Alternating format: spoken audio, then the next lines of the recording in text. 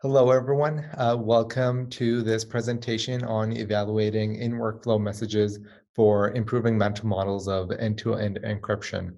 I'm Omer. I did this work with my collaborators, Wei and Shruti, and my advisor, Michelle. We were all at University of Maryland when we did this work, but Wei is at Google now. All right, now we're going to talk a lot about end-to-end encryption and end users and the relationship between them. And this work builds upon about 2 decades worth of research of adoption of end-to-end encryption by general users. Now, these are everyday users. They're not any specific population, like, I don't know, refugees, maybe lawyers, anyone that might need encryption more. Now, initially, the problem with end-to-end encryption adoption or encryption adoption in general was UI design, and that got better over time. Later on, researchers found that key management was a big issue, private keys and public keys. Well, we've since moved on to centralized key distribution systems. And then after that, social norms was an issue, and large-scale deployment of encrypted messaging apps such as WhatsApp and iMessage has largely fix that problem too. But at least one problem still remains, and that is mental models. The recent research has identified that a lot of people have perhaps misaligned mental models with the real threats out the real threat model out there. Some people think that encryption can be trivially broken, while others think that it protects from everything. Both of these are not true. Some also think that other communication services compared to end-to-end encryption are better, such as SMS or even ones that are not encrypted at all. Now, this all means that people, even though they've already adopted the tools such as WhatsApp and iMessage, they can't confidently, proactively, and correctly use these products. They don't know what they do. Okay, so our goal here is to fix this problem a little bit, and we want to improve mental models naturally. So we want to change basic understandings of the threats, just enough to make judgments about these products, about how to communicate, without turning people into crypto experts, having them sit through long lectures. And our solution to this problem is to place educational messages about end-to-end encryption in a messaging app where people can see them when they're already texting people. Now, in order to get to this goal of embedding educational messages into an app, we follow a multi-stage effort. The first stage was published somewhere else in EuroUSEC in 2020, and I'll cover that really quickly in a second. The second stage, the first stage identified topics that users were most interested in and easily understood.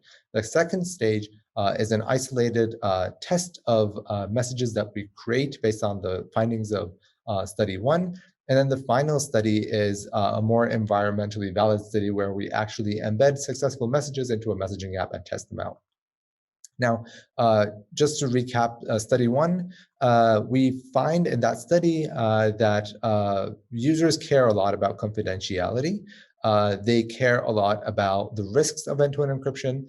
This included comparing end-to-end encrypted communication methods to communication methods that are not end-to-end encrypted, but also the weaknesses of end-to-end encryption itself. So that's metadata risks or maybe endpoint risks, such as malware on your phone or someone stealing your phone. We also found that some pieces are not worth mentioning because they were hard to understand or hard to convey, such as integrity and authenticity, just hard to understand concepts and the technical details of end-to-end encryption. Now, taking these takeaways, these results, we feed them into study 2, and we want to test actual text. We want to test messages to try to shift user mental models. And we want to do this in isolation for now to see if they work at all. What we do is we craft different lengths of messages, short, medium, and long, appropriate for various UIs in the app. And we want to see how effective what versions of these messages are and for what can we use them for. It's important to note here that one of our goals is to not oversell security. End-to-end encryption is great, but it does have its weaknesses. All right, let's look at the setup. Well, it was a crowdsourced study. We recruited people from Prolific, and we designed a bunch of messages to show these people and compare to each other, all in the context of a hypothetical end-to-end encrypted messaging app called TextLite. We do this to remove brand bias. We show one message per participant, and let's get into those messages. Starting off with the short messages. The first one talked about how nobody but you and the recipient can see the content of the messages you send and receive. The second one talks about metadata risks, such as your ISP finding out who you're talking to. Endpoint risks, so that's again losing your phone or maybe malware being installed on your phone. A key lock metaphor to get into some of the background, background of how end-to-end encryption works, but not actually getting into any technical details. And finally, comparing end-to-end encryption to tools that are not end-to-end encrypted. We have medium length messages, which are just various combinations of the short messages, a long message, which covers all the short talking points in more detail with extra emphasis, and a control message that has nothing to do with security or privacy. Now, this was what the users actually saw. They took a survey about adversaries and their capabilities over TextLite. They saw a message that we've crafted. Here's an example. Messages in TextLite are end-to-end encrypted. Before a message ever leaves your device, it's secured with a lock, and only you and your recipients have the keys to open the message and read it. So this is the key lock metaphor. It gets into a little bit of the details, but not really. And then they take the same survey again. Again, this is adversaries and their capabilities over TextLite. And our metric here of how successful these messages are is a difference between the two questionnaires, especially compared to the control group. Now, before we get into results, I want to talk about this plotting scheme that I use quite often throughout the study. Each dot represents a person's change in the surveys that I was talking about. So this person highlighted here didn't change their opinions at all. The median is that red dot, and the arrow points at the direction which we wanted the users to change their mental models towards. So in this case, we wanted it to go negative. Now, this is the control group. That's why they just pool in the middle at 0, where they don't change their minds.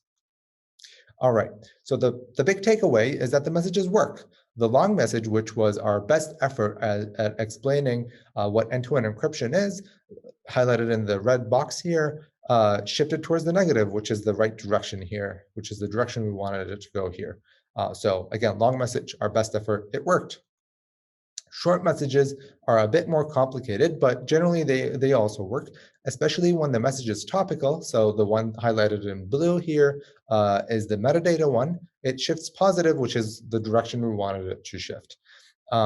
However, we also saw that there is some additional risk of overselling. So when the message was more broad, for instance, the key lock metaphor, people thought that it also protected against metadata, which is not what we wanted. This wasn't statistically significant, but it's important to keep in mind for later. All right, what are our takeaways from study 2? Well, it's that the messages work, especially in a controlled environment. And short messages work surprisingly well, especially when they're topical. There is a chance of overselling, but we think showing the messages one by one, these short messages one by one, we can form a complete mental model. All right, let's move on to the last study. We take what we find from study 2 and feed it into study 3, and we want to see how well these messages that we find successful in a controlled environment work in the real world, especially integrated into an app. We also measure to find out why it works or why it doesn't work. Now, the way we do this is we incorporate the successful messages into an app. You can see a screenshot of the message I read before, embedded in that blue box up top. We rebrand Signal to TextLite just for experimental purposes. That's how we implement it. We show short messages mainly, but when you click on it, you get a long message. We also created a control version of TextLite to be able to compare the experimental version to. If you were a participant, this is what you would see. You take a survey, this is the survey from before, you remotely install the app, you daily chat with a person for about 20 days in short texting sessions, you take the exit survey, and again, the metric is the difference between the exit survey and the survey you took when you were first installing it. and we also do an optional interview. Moving on to results, unfortunately, there was no improvement in mental models between the control and experimental groups. And we saw that some people, before they even took the study, already knew about some of the topics. This wasn't true for the majority of cases, but for some questions, it was relevant.